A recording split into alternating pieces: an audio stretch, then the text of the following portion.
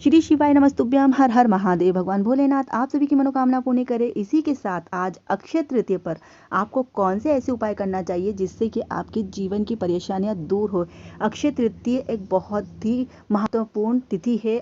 अक्षय तृतीया को युगादि तिथि भी कहा जाता है क्योंकि त्रेता युग का प्रारंभ इसी तिथि में माना गया है और भगवान परशुराम जी का जन्मदिन होने के कारण परशुराम तिथि भी कहलाती है आज की तिथि। ज्योतिषी दृष्टि से आज जो है ना 4 अभुज यानी कि सर्वसिद्धि मुहूर्त है जिसमें किया गया कोई भी कार्य चिरस्थायी एवं शुभ माना जाता है। चैत्र शुक्ल प्रतिपाद अक्षय तृतीया, दशहरा और दिवाली अक्षय का अर्थ है जिसका क्षय ना हो और सदा स्थायी रहे और इसे सौभाग्य सिद्धि दिवस भी कहा जाता है। इस दिन किए गए उपाय हर कार्य में आपको सफलता प्रदान करते हैं और जो भी संकट हो जीवन में उनका अंत होता है।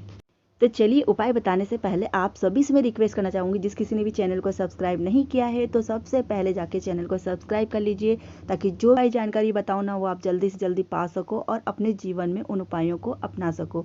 तो देखिए, जो पहला उपाय है ना वो धन संपदा के लिए है। इस दिन आपको करना क्या है, 11 कौड़ियों को लेना है। 11 कौड़ियों को लेकर उनको लाल कपड़े में बांध कर पूजा स्थान पर रखना है। जहाँ पर आपका पूजा स्थान है, माँ लक्ष्मी का स्थान है, वहाँ पर इन्हें रख दीजिए। इसमें देवी लक्ष्मी को आकर्षित करने की क्षमता होती है। जो कौड़ियाँ है ना उनमें माता लक्ष्मी को आकर्षित करने की क्षमता होती है। इनका प्रयोग तंत्र मंत्र में भी किया जाता है, बड़ी सिद्धि में भी इनका प्रयोग किया जाता है और इसका कारण यह है कि देवी लक्ष्मी के समान ही कौड़ियाँ भी समुद्र से उत्पन्न हुई है।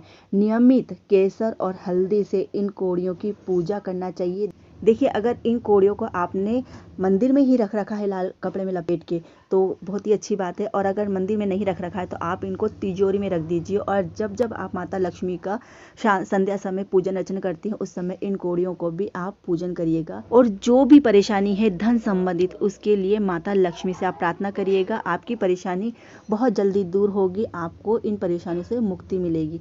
अब दूसरा जो उपाय है वो जान लेते हैं। देवी माँ लक्ष्मी को प्रसन्न करने के लिए एकाक्षी नारियल जिसकी एक आंख होती है उस नारियल को माता लक्ष्मी का स्वरूप माना गया है। अक्षय तृतीया के दिन घर में पूजा स्थान में इसे स्थापित करने से देवी लक्ष्मी की कृपा आप पर बनी रहती है।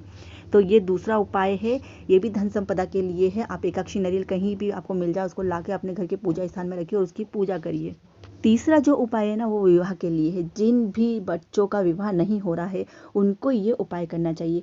विवाह के योग बनते हैं और टल जाते हैं, तो इस परेशानी को दूर करने के लिए आपको भगवान शिव के मंदिर में जाकर एक मिट्टी का पात्र दान करना चाहिए, जैसे कि छोटा सा घड़ा हो गया, या तो आप मंदिर में ही रख दीजिए या किसी पंडित को ब्राह्मण को दान कर दीजिए या फिर किसी ज़रूरतमंद को आप वो मटका जो है ना वो दान कर दीजिए। इससे आपके विवाह में आ रही रुकावट दूर होने का अंत होगा।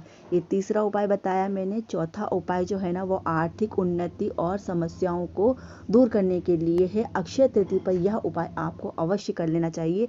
मौका मत छोड़िएगा, बार बार ऐसा मौका नहीं आता है। शनिवार का दिन है और अक्षय तृतीया है, तो इस दिन आपको करना क्या है, सुबह प्रातःकाल उठ ही जाते हैं हम लोग। सुबह उठने के पश्चात स्नान करने के बाद स्वच्छ कपड़े धारण कर ले। उसके पश्चात अपने पूजा स्थान पर, जहाँ पर आपका पूजा का स्थान है, वहाँ पर एक दरी या कंबल बिछा ले।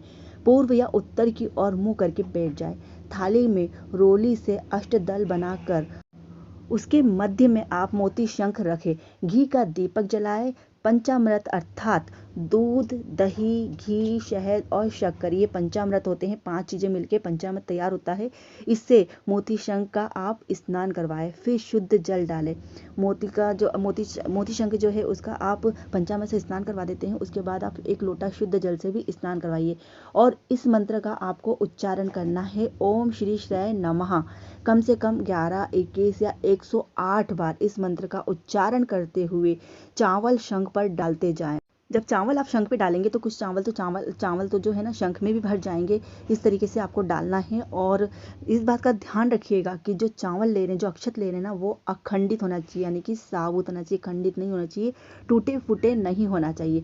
इस तरह से आपको चावल डालना है। 11, 21 या फिर 108 जितने बार भी आप मंत्र का उच्चारण कर सके। इसके अलावा संभव हो तो आप इन चीज़ों को भी रख सकते हो, जैसे कि श्री लक्ष्मी चरण पादुका, लक्ष्मी जी की मूर्ति, अष्टलक्ष्मी यंत्र, मोती जो गोमोती चक्र होता है ना वो, काली हल्दी, लक्ष्मी कारक कोड़ियाँ, नाग केसर आदि, इनमें से जो भी हो ना, जो भी आपके पास हो या फिर आप जो भी मार्केट से ला सकते हो, इनमें से कोई और एक चीज़ भी आप रख सकते हो जो आपने शंख रखा है ना उसके पास में, यानी कि पूजा स्थान पर आप इनको भी रख सकते हैं, जिन्हें सदा ही लक्ष्मी प्रदाय माना गया है। शेष जो चावल है ना वो आप खीर बना ले और उसका प्रसाद सभी को बांट दे। शंख या अन्य वस्तुओं को तिजोरी या पूजा स्थान पर रख दे।